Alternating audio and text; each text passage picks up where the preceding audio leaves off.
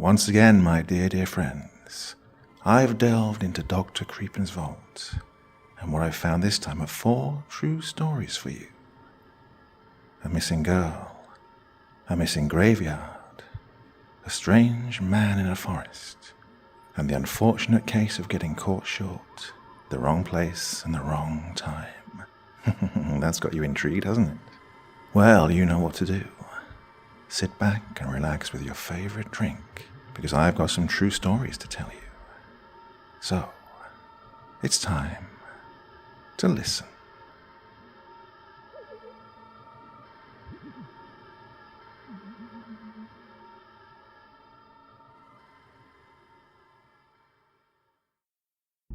I was quite young at the time, maybe around 9 or 10. It was a custom of my father to take me up to see his parents, who lived in a large home on Stradbroke Island, about 100 kilometres from Brisbane in North Queensland. It was during Christmas time, so the ferry that led to the island was packed full of tourists and people getting to their homes on the island in time for the holidays. Once departing the ferry, we met with my grandparents, who drove us to the heart of the island where their home was. Upon arriving at the home, I was asked to place my things upstairs in the loft, where my father and I would both sleep, and come downstairs to prepare for a family gathering that we have almost every year to celebrate our family coming together.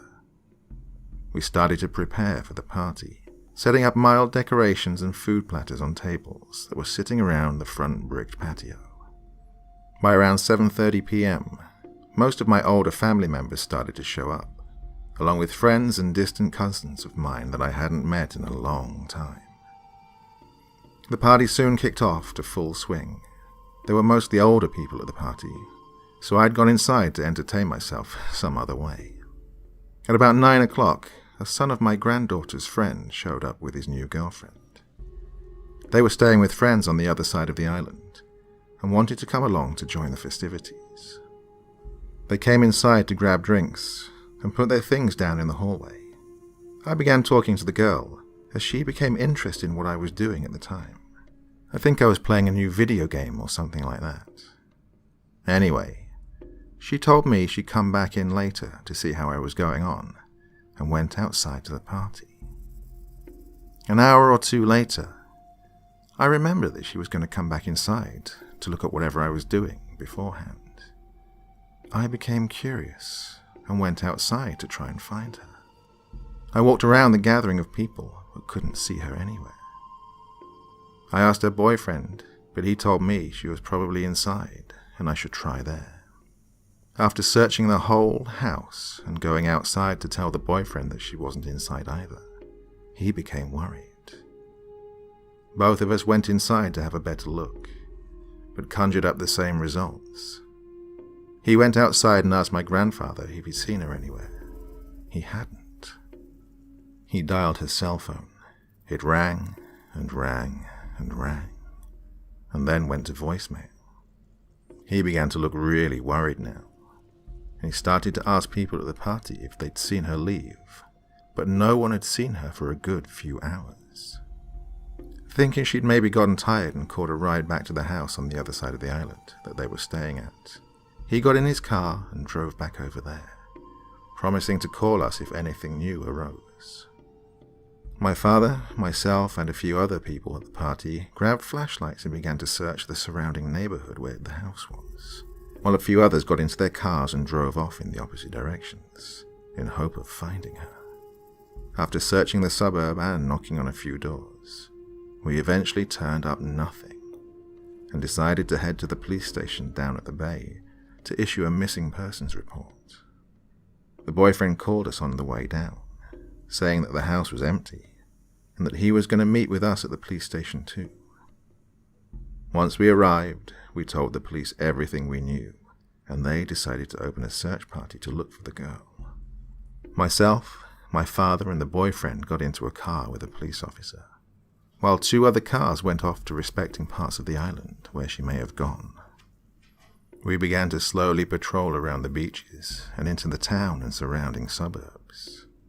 It was close to midnight when we got a call from one of the squad cars searching for her the furthest part of the island away. The police officer had found her body near the rocky outcrop at Point Lookout. She was bleeding from a small gash in her head and seemed to be almost unconscious, mumbling incoherent gibberish. An ambulance came from the main town and delivered her body to the hospital on the island. Once we knew she was in good care, and the boyfriend was there with her, we decided to drive back to the house to get some rest after this very eventful night. In the morning, we drove down with my grandparents to visit her. She was pretty heavily sedated and had stitches in her head from an overnight operation. When I came in, she looked really surprised to see all of us, and was asking us what our names were and if we were all family. I later found out that she had a case of amnesia, where she could remember everything up to that night, but nothing forward.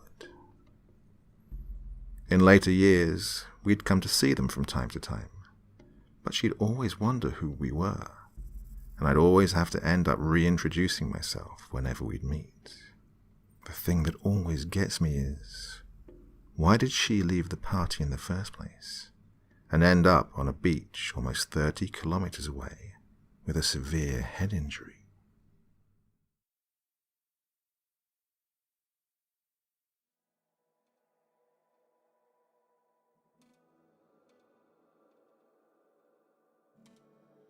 When I was 19, I had two best friends. One lived a few blocks away, the other the next state over. One unusually warm Thanksgiving night, I was talking with my friend, Lee, who lived down the street. We were with our other friend, Ben, sitting outside Lee's house. Ben was in a tryptophan stupor, lounged across the hood of my car. We'd eaten all the pumpkin pie and turkey we could handle, and we were bored. Our favorite bar owner had actually decided to close up shop that particular night, and we had absolutely nothing to do. Suddenly, I blurted out, "Road trip." Lee looked at me and laughed. "Oh God, what have you come up with now?" "Road trip. Let's go see Meech." "Okay, let me just go get my keys and we'll head out on a spur-of-the-moment 7-hour road trip." She laughed and flipped her hair back. I remember she flipped her hair because she always flipped her hair. "I'm serious, let's go. We have nowhere to be until Monday. We can drive back Sunday morning." Lee nudged Ben. "Do you hear this fool? She wants to go see Meech." Ben, barely coherent, shrugged and said, "Okay." About an hour later, Lee and I had thrown a few things into a shared overnight bag, pooled together our cash, and borrowed Mum's gas card. The gas card was never to be used without permission, unless it was an emergency. We justified it was an emergency. We were going to die of boredom if we didn't go. This was not an idea either of our parents would have thought of as good, so I remember correctly, we called them from the road. Why we couldn't just sleep away the boredom and wait until the next day is a question for the ages. Doesn't matter. We took this chance as we did with all of our harebrained schemes, without a care. We drove over to Ben's, whose parents never really cared what he did, as long as he was with us. Poor judgment on their parts. We gassed up Lee's car, which, as I recall, was a Crown Vic. We bought a bunch of sodas and other junk food, and Lee drove toward the freeway. The first few hours of the trip were unremarkable, listening to the same mixtape we'd made weeks prior. Ben was asleep in the back, so we raised the volume on the stereo to cover his snoring. We stopped after about 3 hours just to stretch, get coffee. Probably around this time is when we called our parents. At this point I took over the driving, and away we went. I recall specifically taking the wrong exit and waking Lee, who was now asleep, to ask for change. "What?" "I need change." "Why?" "For the toll." "What toll?" she asked as she lifted her head and turned towards me. "Is that a toll booth?" Yes, I've said it 3 times. Wake up, I need change. She sat up and started digging in the console, then scanning the floor of the car. She finally found some in her purse. I handed the obviously annoyed attendant the change, and we were back on the highway. After a mile or 2, I confessed. So, we have a bit of a problem. I kind of took the wrong exit. That toll was for the state line. Well, we have to cross the state line to get to the next state, dingbat. Yeah, that would be great if it were the correct state line. Tiff, are you serious? Pull over. What? I'll just turn round. We aren't actually that far out of the way. 30 minutes tops. I don't trust you. I can't even take a nap now. Pull over. And so pull over I did. On the side of the road, we got out, exchanged seats, and Lee took over the driving again. Ben was finally awake now, just laughing his ass off. Shut up, it's not funny, Lee snapped. Hey, cool it. Mistakes happen, Ben argued back. Yeah, they always happen when she's in control. Then Lee looked at me and laughed. She never stayed irritated for long. She always likes to say I was the bad kid. It's all in fun, of course. Because, truth be told, we were both good kids. We just always got into trouble together. Nothing serious, just kid stuff really. We'd been friends since the age of 3 or 4, so there were plenty of years to come up with crazy ideas. So, on we went with our trip. I napped while Lee drove through the night. After traveling for about 2 hours, we stopped again. Since we just had a couple more hours to Meech's house, we switched spots again at a deserted gas station. Why wasn't Ben sharing the driving? Well, his parents had confiscated his license for 3 speeding tickets. I took the wheel again as I knew the last stretch very well. I'd taken many road trips over the years to see Meech, so I knew the roads, especially as they drew closer to the small town where she lived. I'd been driving maybe an hour, jacked up on coffee, nothing else. Now, it's important to note there were no substances involved other than caffeine, cigarettes and junk food. So Ben and Lee were snoozing away when suddenly we were surrounded by thick fog. We were reaching an area called the mountains, which are somewhere between a nice-sized hill and a true mountain. Anyway, point is, it was a cooler climate, higher elevation. I could see nothing but the heavy fog, like thick smoke. It was eerie, but I slowed down and kept going. Now here's where it gets inexplicable. I could see something along the highway I'd never seen before. Not in the years prior, not even the previous summer when I'd driven there. Headstones on both sides of the road. All the exact same. White crosses. Nestled in a flat area between the so-called mountain. There were rows upon rows of white crosses. They seemed to appear out of nowhere, and it freaked me out. I shook Lee. Wake up. Ben, wake up. Lee, wake up. I was still driving, and there were still crosses. Lee and Ben awoke. Hey, you guys, look out of the window, under the fog. What do you see? Crosses, Lee replied. Graveyard, it looks like, Ben said. That's freaky for sure. But what's the big deal? We're in the middle of God knows where. It's a creepy graveyard. What do you expect? I laughed, but then I stopped. They weren't here last summer. Maybe it's new, Ben chimed in. No, not that many. Do you know how long it would take to dig that many graves and put up all those headstones? And unless they were exhumed and moved thousands of bodies, do you know how many people would have had to die in just a few months? Nope, no way. Something doesn't make sense. And then, they were gone. See? No big deal. Told you, Lee said. I kind of relaxed, realizing I was being silly. It was obviously nothing. It wasn't long before we rolled into Meech's drive. Her parents were out of town, and I knew where the key was, so I just grabbed it and unlocked the door. Meech was walking toward the door as we stepped in. We all did the normal hugs and greetings, but we were tired, and so was Meech.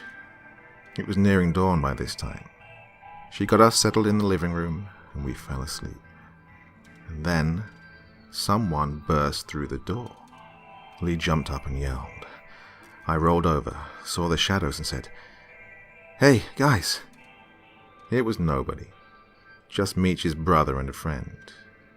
But it did give Lee an awful fright. Stupid Ben slept through that too. The next day, as we all shoved our faces with IHOP pancakes, I asked, "So, what's the deal with that creepy-ass cemetery up on the state highway?" Meech and the guys just looked at me. "What cemetery?" "Like 60 miles from here. Same road that brings you to town." "No clue," Meech answered. "Seriously, we were driving and it was all foggy and boom, cemetery." Meech's brother laughed. "Dude, there is no graveyard."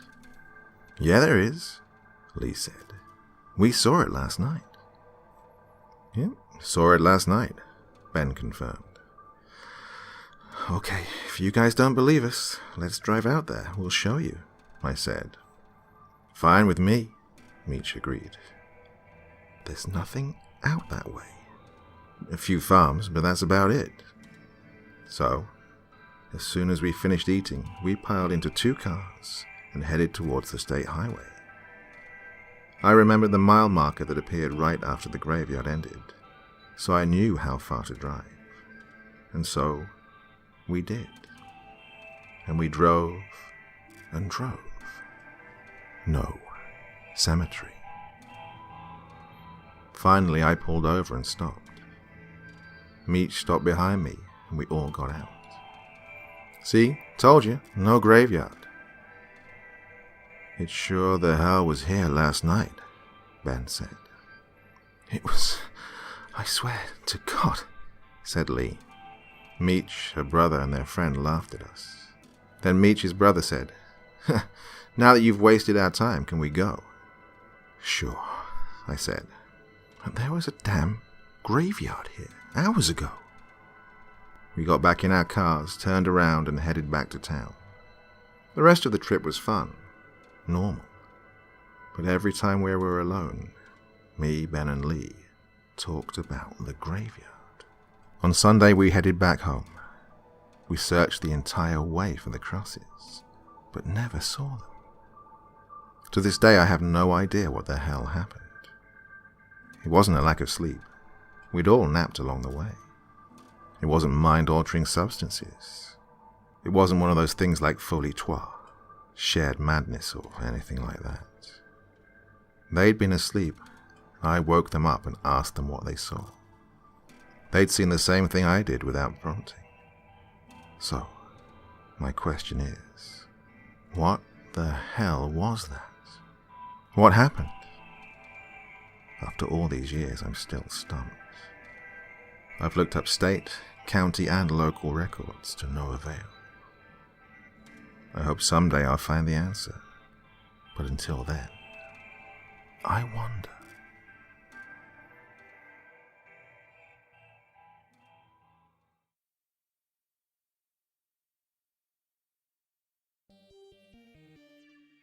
Greece, 2011.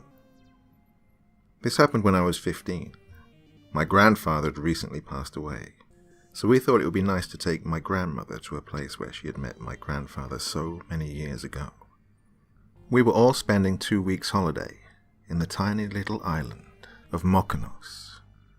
Good thing about this place is that it's mostly little stone brick homes, dotted around the forested landscape, hardly touristy. Anyway, I'll keep this story short.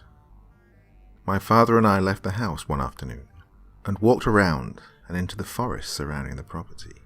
We took a day pack with some standard equipment, our phones and a camera, because, at the time, my father worked as a freelance photographer. We began by leaving the area which surrounded the house we had rented and took off towards the center of the island, where the forests were. We'd left the house just a few hours after midday, as it got quite hot in the middle of the day, so it had reached about 6 or 7 by the time we reached the forest. Knowing we had to turn back soon before it started to get dark, we set up our camera and took photos of the landscape and the various wildlife in the area. So, this is where it all starts to get weird. I follow Dad a little further into the deep reaches of the forest, when we hear something weird. Assuming it's just some form of large animal bunking down for the night, we push on. We come around the corner to find a ravine. Inside of it is a man, weirdly dressed in purple drapes and almost a turban, like formal religious dress in the middle of a deep, dirty ravine, in a forest on a desolate island in Greece. The man was not alone. He had a dirty shovel in one hand and was digging a large hole. Beside him was a figure. Gender or looks could not be discerned due to the utter blackness at that time of the night. The figure was laying on the ground, face in the dirt, lifeless. My father started to take his camera out from its respective bag. He removed the lens cap and positioned the camera forward towards the figure, hoping to capture a photo of the man in his act. A sharp flash echoed among the landscape, lighting the ravine and trees in a quick release of bright white light. The man snapped around, and his eyes met mine. We ran. We didn't look back at all until we reached the edge of the property. We had no idea how long we'd been running for, so we stopped to catch our breath and glanced back into the forest. Pitch black, darker than ever. We shuddered and walked back inside the house. We were due to leave the next morning. By the time the morning had come, we had packed up and prepared to leave the house. As we were leaving, we noticed something on the doorstep. A dirt-covered shovel.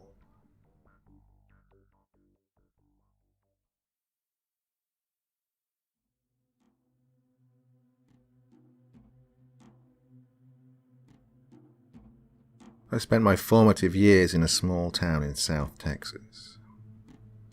This town was surrounded by cow pastures and more cow pastures. Now, this will be important in a minute. One night my family had gone to dinner in the next town over, which was about an hour from our house. We'd left the restaurant and begun our long drive home. About 45 minutes after leaving, I, having the smallest bladder in the universe, had to pee. Yes, I went before we left, but like I said, small bladder. Now, remember when I said there were cow pastures everywhere? Well, that's all there was. After the restaurant, there was a gas station, and then cow pastures. So knowing that we still had 15 minutes of driving left, with no bathroom between there and home, I had little choice but to ask my dad to please pull over so I could find a bush or something on the side of the road to relieve myself behind. We crossed some train tracks and my dad pulled off next to them. I started walking away from the vehicle, looking for a suitable bush, but it was pitch black. I was walking behind the truck, so the headlights weren't helping, and this was long before cell phones. I was going to go another 10 feet or so to make sure I wasn't visible from the road, and I tripped over something. It felt strange, like squishy. So, instead of trying to go any further and breaking my neck, I dropped my trousers and did my business. So, as I'm getting myself all buttoned up, I start to wonder, what the hell did I just trip over? I thought maybe it was a bag, like a backpack or a gym bag, something large. So, Before I started on my way back to the truck, I took the 3 or 4 steps back to where it was. Now, remember, it was pitch black. I could barely see my hand a few inches from my face, so I carefully stuck my foot out in front of me and prodded around until I found it again. I bent down as close as I could to try and see what it was, and all I could make out was the outline of a rectangular tag on the back of a pair of jeans, and those jeans had legs in them.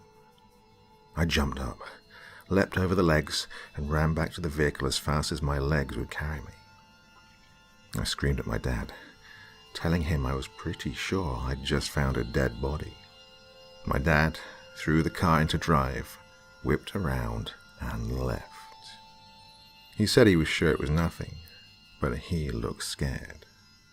And my dad, a now retired border patrol agent who loved nothing more than tracking people through the bushes and cleaning his guns when my boyfriend would come to pick me up, isn't one to get scared. I was furious with him, but we drove the rest of the way home, getting there in a little over 5 minutes, as my dad had decided to go about 90 miles an hour the rest of the way home. I, being a 14-year-old girl, immediately called everyone I knew and told them about my ordeal. After effectively notifying my entire 9th grade class, I finally went to bed. I was woken up by the endless ringing of my phone. When I answered, all I could hear were the shrieks of my BFF about the body that was found by the train tracks that morning. The body that I had tripped over, then urinated on the night before. Of course, she was convinced that I would go to prison for this. Now, the scary parts. The dead man, though found right next to the train tracks, was not hit by a train. He was shot once through the head.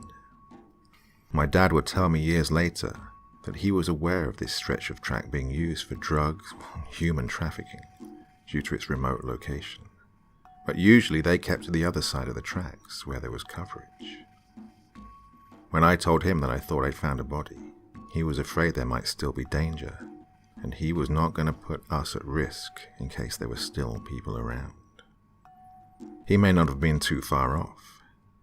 The estimated time of death for the man was within an hour of when I'd encountered him.